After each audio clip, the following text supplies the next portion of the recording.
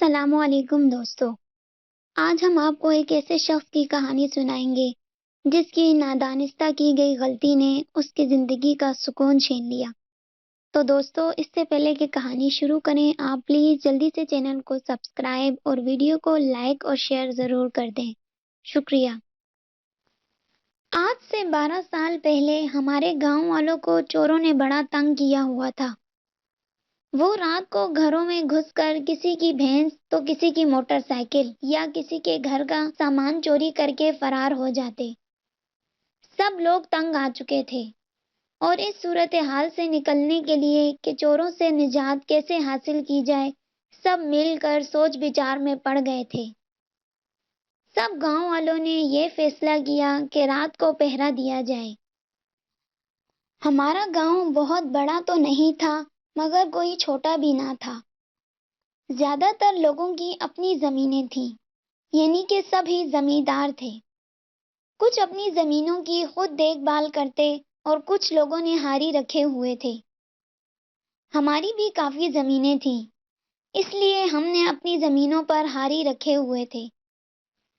ہم 2 بھائی اور 4 بہنیں تھیں۔ میں سب سے بڑا تھا، پھر چاروں بہنیں اور سب سے چھوٹا بھائی ولید تھا۔ ہم سب بہن بھائی شادی شدہ تھے۔ والد کا انتقال ہو چکا تھا اور والدہ حیات تھیں۔ ولید اپنی ملازمت کی وجہ سے دوسرے شہر میں رہتا تھا۔ 6 یا 7 مہینے بعد وہ چھٹی پر آتا تھا۔ البتہ اس کی فیملی ہمارے ساتھ ہی گاؤں میں رہتی تھی۔ گاؤں کے سارے مرد میری اوطاق میں جمع ہو گئے اور سب نے مل کر یہ فیصلہ کیا کہ روز رات کو 2 یا 3 آدمی پہرا دیں گے۔ 7 دن الگ الگ ٹیم ہوگی۔ اتوار سے لے کر جمعے تک 3 لڑکوں کی ٹیمیں تشکیل پائیں اور ہفتے کو میرا نمبر آیا۔ مجھے اکیلا ہی اس پہرے پر ٹھہرایا گیا کیونکہ گاؤں میں سب سے زیادہ نڈر اور دلیر مشہور تھا۔ سب اپنے اپنے دنوں پر اپنی اپنی ٹیموں کے ساتھ پہرا دینے لگے اور ہفتے کی رات کو میں اکیلا پہرا دینے لگا۔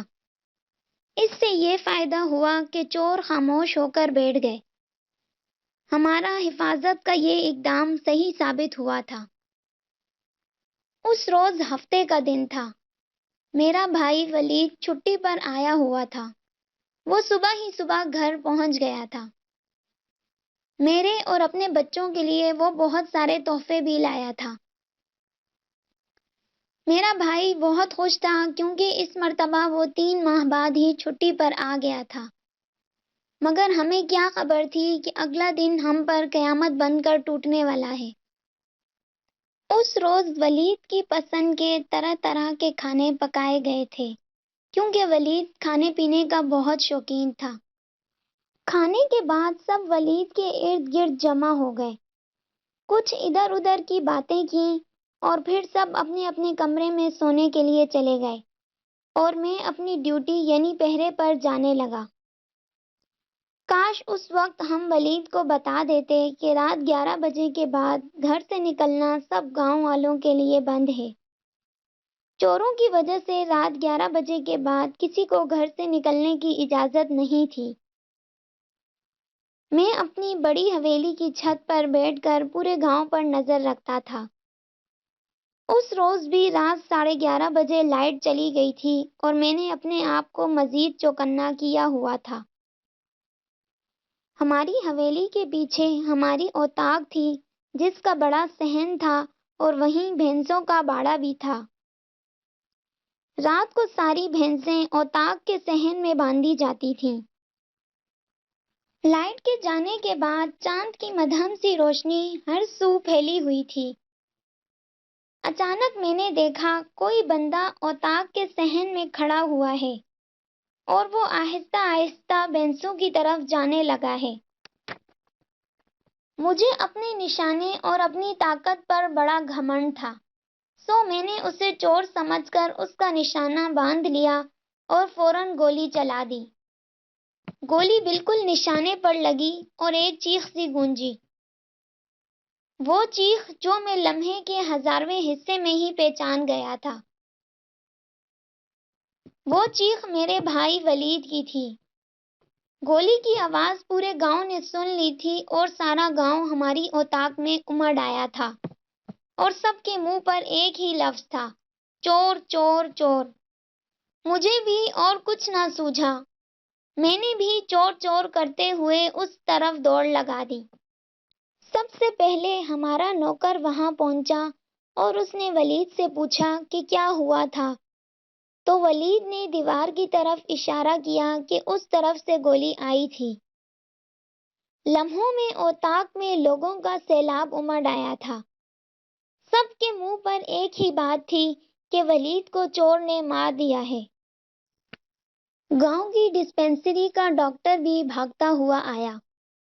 ڈاکٹر نے ولید کو چیک کیا اور تصدیق کر دی کہ ولید ہمیں ہمیشہ کے لیے چھوڑ کر چلا گیا ہے۔ مجھے جو اپنے نشانے اور اپنی طاقت پر بڑا گھمنڈ تھا، سب چکنا چور ہو چکا تھا۔ اپنے ہاتھوں سے اپنے بھائی کو مار دینے کا غم مجھے ہلکان کیے جا رہا تھا، جو میں نے خوف سے کسی کو بتایا بھی نہیں تھا۔ اماں جی اور ولید کی بیوی بار بار ہوش کھو بیٹھتی، سب انہیں سنبھالنے میں لگے ہوئے تھے۔ ولید کی اچانک موت پر ہر آنکھ اشکبار تھی۔ صبح کو پولیس آئی، FIR کاٹی اور نامعلوم افراد کے خلاف مقدمہ درج کر لیا گیا اور تفتیش شروع ہو گئی۔ جس سے پوچھا گیا اس نے یہی بتایا کہ ولید کو چوروں نے مارا ہے۔ یوں یہ کیس بند کر دیا گیا۔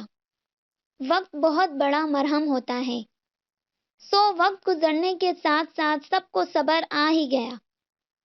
اماں جی بھی رو رو کر چپ ہو گئیں۔ ولید کے بیوی بچوں کو بھی اللہ نے صبر دیا اور سب گاؤں والوں نے بھی ہماری دلجوئی کی۔ پھر میں نے ہمت کی اور خود کو سنبھالا اور اپنی پشیمانی کو ایک طرف لپیٹ کر رکھ دیا۔ اماں جان اور گاؤں کے بڑے بزرگوں نے مجھے سمجھایا کہ میں ولید کی بیوی سے نکاح کر لوں، مگر میں نے انکار کر دیا، کیونکہ مجھے ولید کی بیوی اپنی بیٹیوں اور بہنوں کی طرح عزیز تھی۔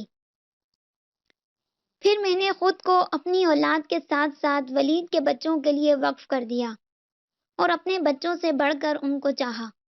شاید اسی طرح اللہ مجھ سے راضی ہو جائے، مجھ پر اپنا کرم کر دے۔